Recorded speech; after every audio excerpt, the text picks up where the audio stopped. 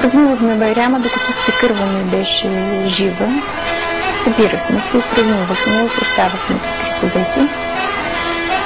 След като тя почина, в тази къща спря да се празнува Байрам. Празнува се най-много Рождество Христово и Възкресението.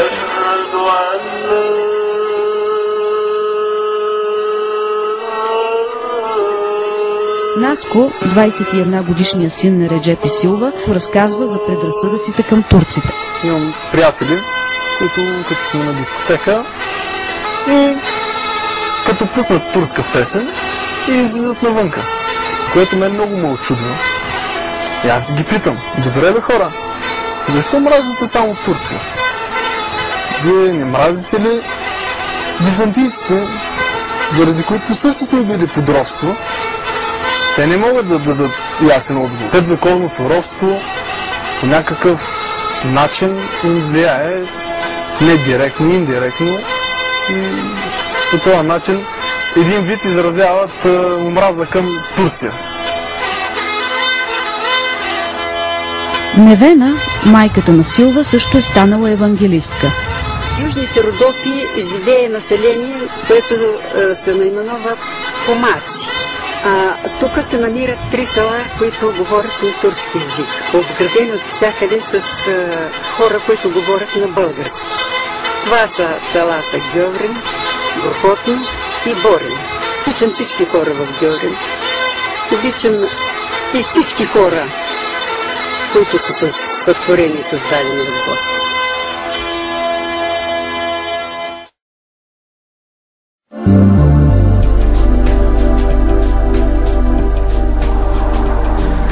В София се съчетават различни етноси и религии. През последните години българската столица става все по-шарена, привличайки като магнит с възможности за по-добър живот много млади хора.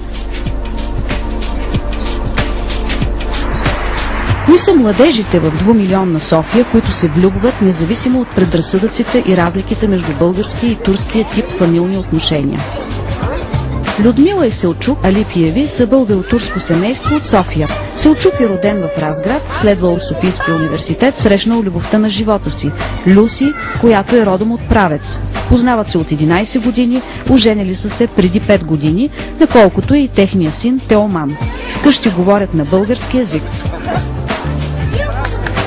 Люси кара Селчук да й помогне да надзърне в неговата култура и традиции. Просто винаги ми обяснявам, че трябва жената да ходи, когато съответно е женена или не женена, така да бъде облечена, че да не предизвиква просто на хората тия сладострастните им мисли. Просто да не предизвиква така сексуално внимание. Грешно разбирането за това, че жените трябва да ходят много затворени, примерно да им се виждат само очите или само да са покрити.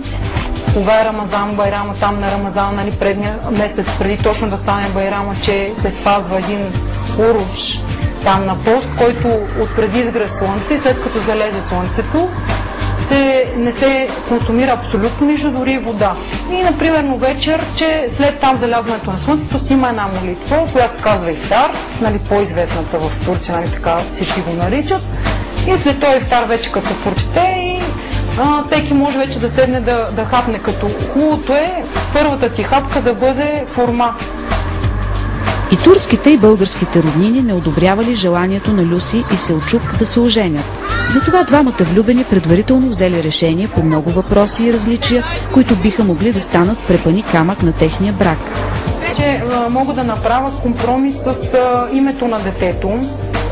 Че те съм съгласна да носи турско име, обаче да не е от старовремските имена, е един от вождовете на хуните, на хунското. Тя казала, че мога да направя компромиси за така наречения техен обичай за обрязването или слоне. Аз това също така го одобрявам по медицинска гледна точка. Родителите на Люси в началото имали предразсъдъци към връзката й, но ги преодолели. При нас предразсъдъците не са в това, че той е турчин, като етнос, а по-скоро за това, че тяхното възприемане, че след брак при тях много се променят отношенията към жената. Че я затваря, със сигурност почти бях убедена, че под мен няма да се случи така. Люси смята, че турското семейство се намесва и понякога успява да въздейства върху младите от различен етнос, споделя за случаи, когато влюбени от различен етнос се пречупват и се разделят. В турското семейство, в семейството има една иерархия, където бащата или таткото е семейният лидер, в който всички се случват. Семейството очакват от детето си да се задуми, но все пак да е близо до семейството. Те го подкрепят за това нещо и морално, и финансово го подкрепят в това негово начина. Докато в българското семейство след определена възраст, след 18-20 годишна възраст, семейството иска или даже настоява детето да се отдели от семейството, само да се бори в живота си. Това планирано семейство, единственото неизвестно е каква ще бъде религията на техния син Теоман. Значи, като баща бих желал да последва моята религия, но след известна възраст, нали, като навърши 18 години, той си има право да си избере своя път, за който аз няма да му преча. Да, той е мой наследник, той е продължение на моя род, на моята кръв.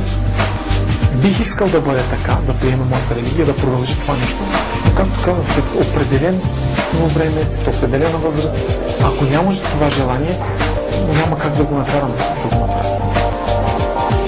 Просто ако го накарам нещо да прави на сила, то няма да е хубаво, то може би няма да е човешко. Възможността му да консумира и от двата